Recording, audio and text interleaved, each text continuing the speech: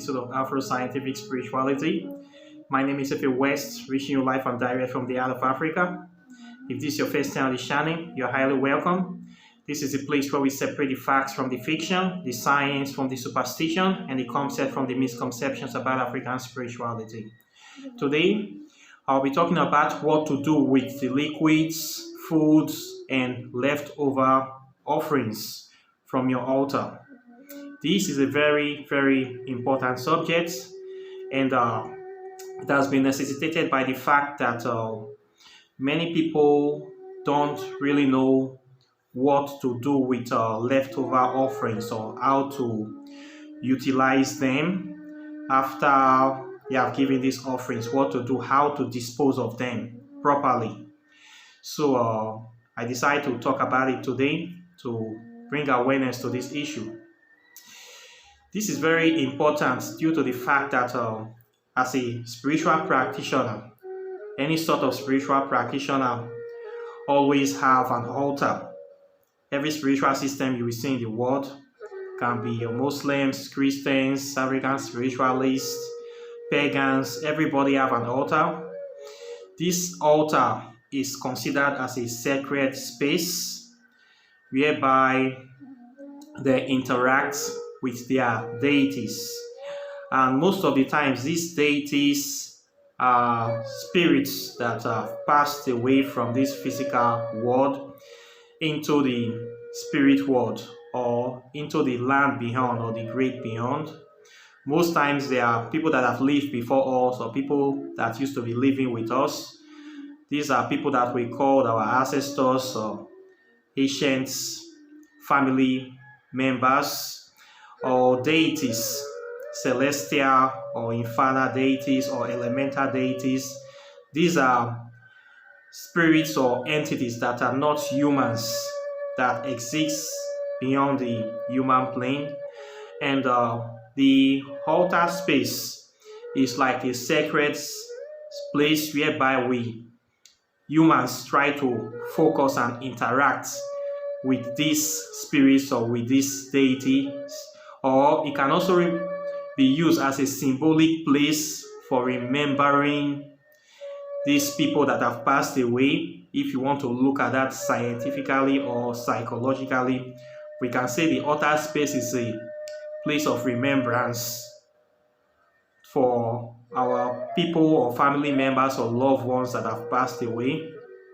We can also say that the altar space is a symbolic representation of our spiritual values of life or the universe.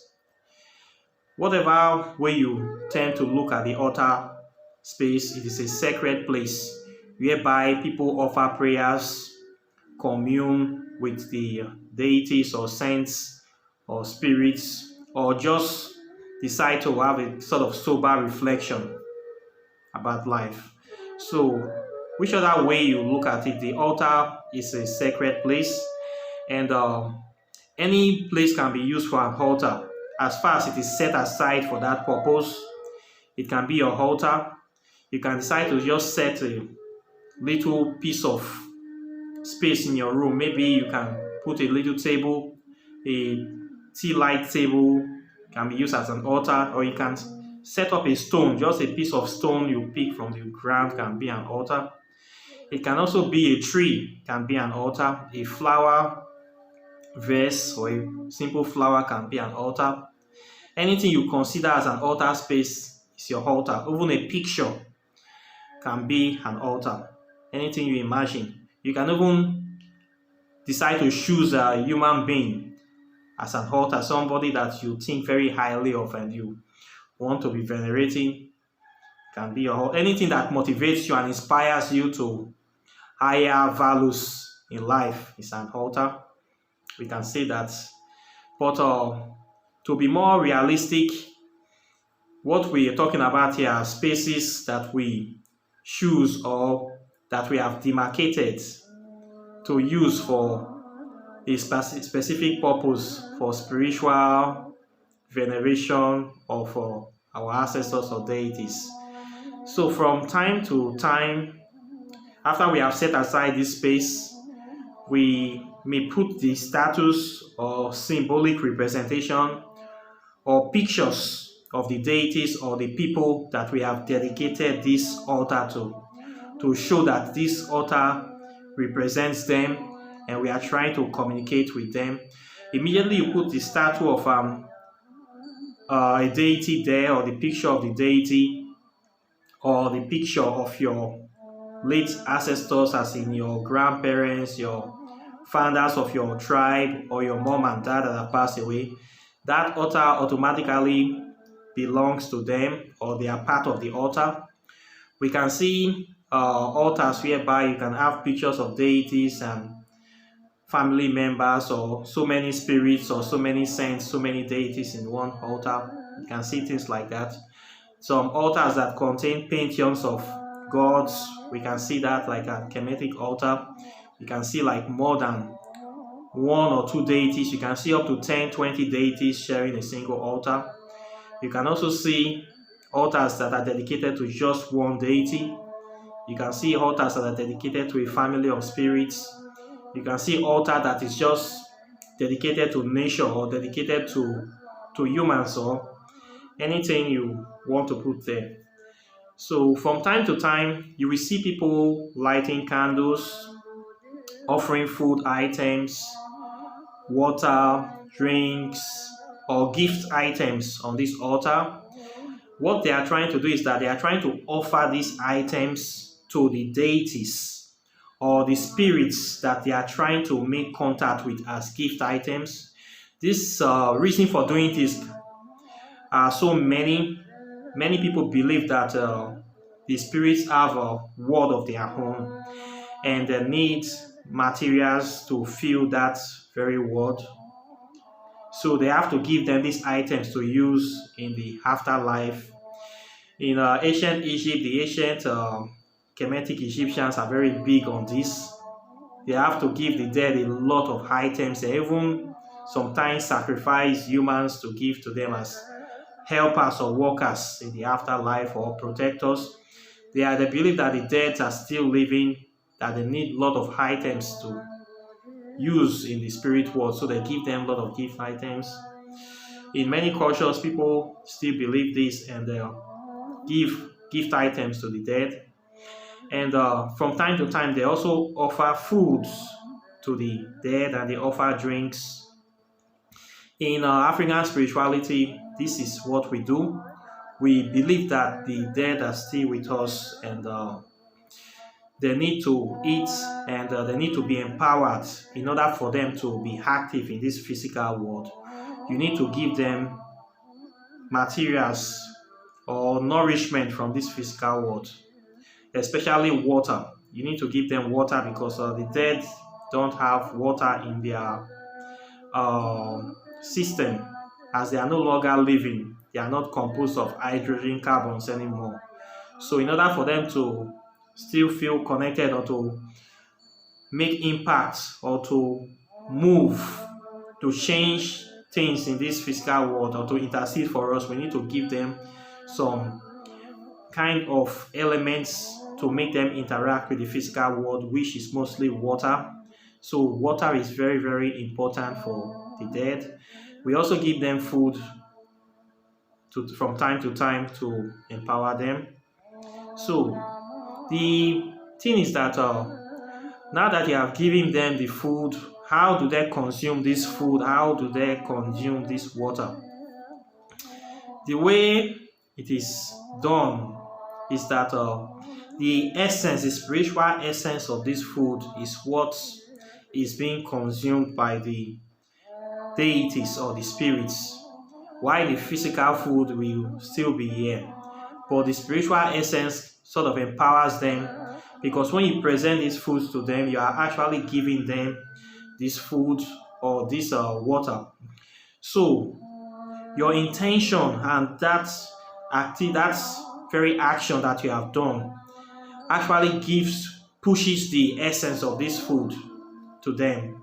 So whatever they can be able to get, whatever spiritual essence or attributes they can be able to get from the food and water, they will always get it, because it was given to them by a living human.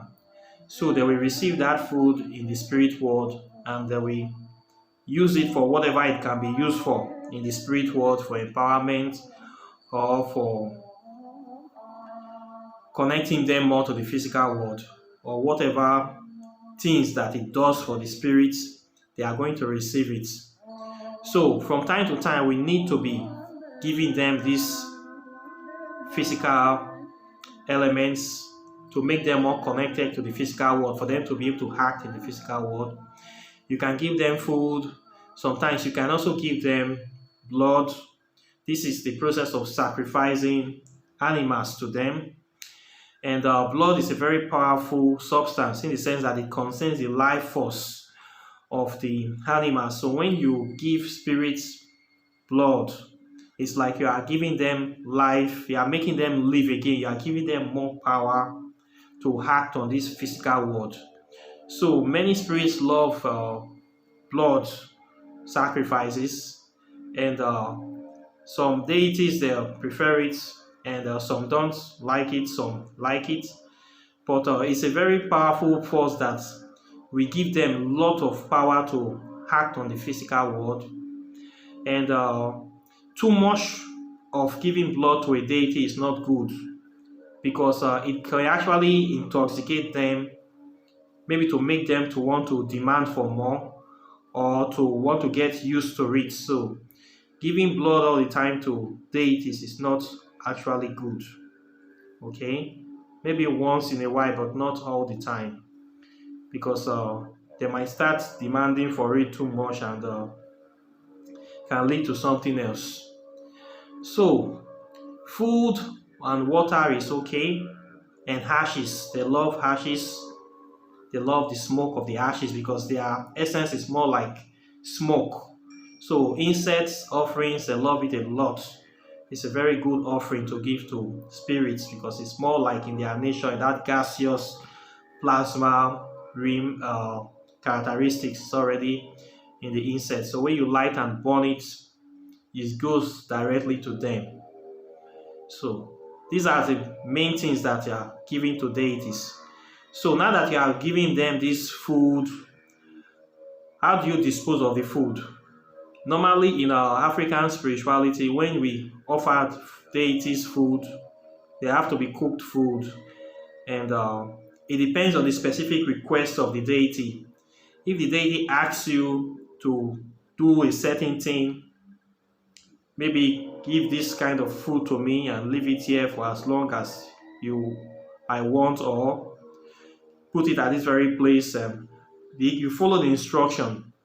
But if you are not in one-on-one interaction with the deity, the regular way you give the food or the deity is that you present the food, you put it there on the altar, and within 24 hours you can be able to dispose that food. Normally within 2 hours time, or even 30 minutes time, the deity have already taken the food, because he already knows that you have given them the food, and that food you cannot consume it by a human should not consume that food anymore, because you already give it to a deity. So only animals can consume that food. So the way you dispose that food properly is not to throw it in the dustbin, because it's something sacred.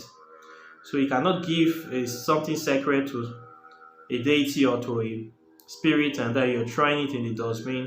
It's not really good. The way to dispose it is to give it to an animal to eat.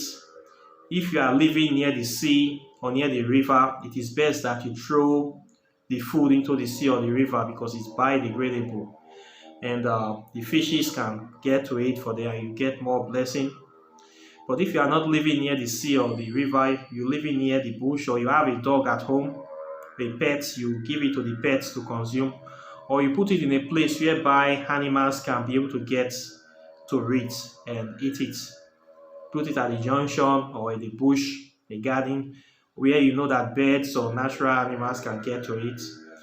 Rabbits, rats, and whatever we get. Just put it in a place of nature. It's better than throwing it in the bin. Okay? So that is how you dispose of the leftover foods. Then for the liquids, most we have liquids like you give them Coke, Fanta, whiskey, wine. Normally, the way people do it, we leave it for a period of not more than 7 days. Is best. I leave my liquids there. Most times, the deities they drink from the liquid when you once you give them, especially the alcohol. If within a week you find out that the glass have shutting down, they are drinking what they want to take from it. You find out they have taken more than half of the glass they have drink from it.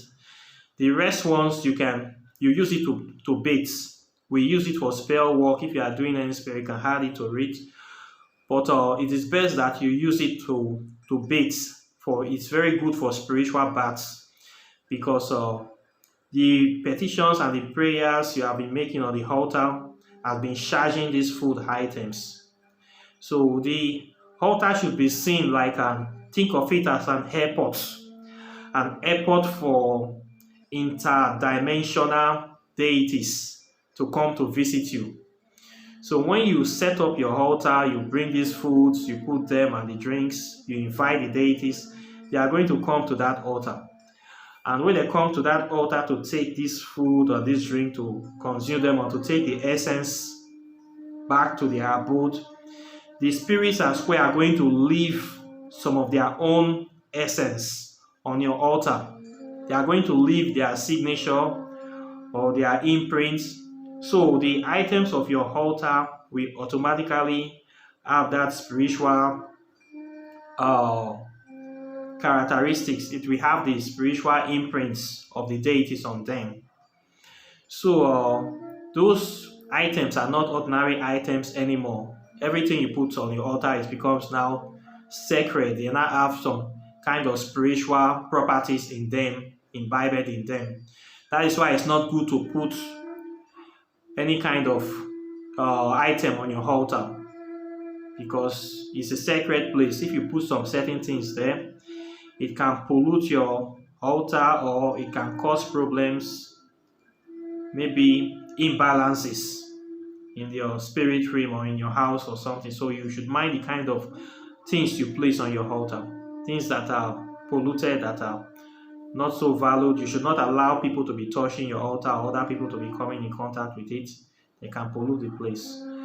So, due to the fact that the spirits are always coming through there to interact with you, they are leaving some of their signatures or imprints on the items there, especially the offering items that you have given to them. So the drinks, the whiskey, Coke and Fanta, after the 7 days, you take it, add it to your bait water and you use it for spiritual baths. It is very good for spiritual baths. Gives you the properties of the spirits, helps to protect you, wash away all negativity, wash away every evil attack. You use it to bathe. You don't get sick, you always healthy and everything will be working well for you. So don't throw those waters away. Don't throw the whiskey or the Coke, the leftover Coke that you give to the spirit, to the ancestors. Always add them to your bathing water at the end of the week and you use it to bath. You can also put some salt.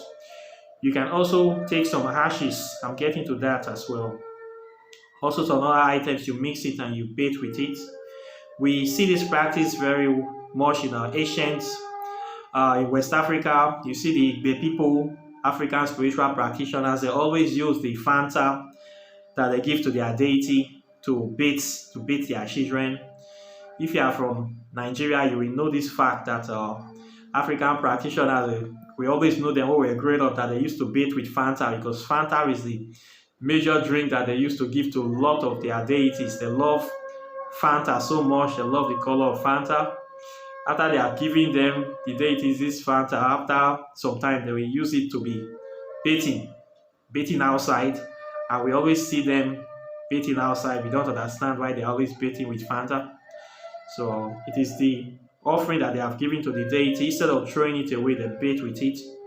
And it's a very good thing. When you bathe with it, it brings favor, prosperity, wealth, and good things to you. So you should not be throwing away the water or the whiskey or the whatever liquid. But there are sometimes we have some very natural fruit juice that are biodegradable.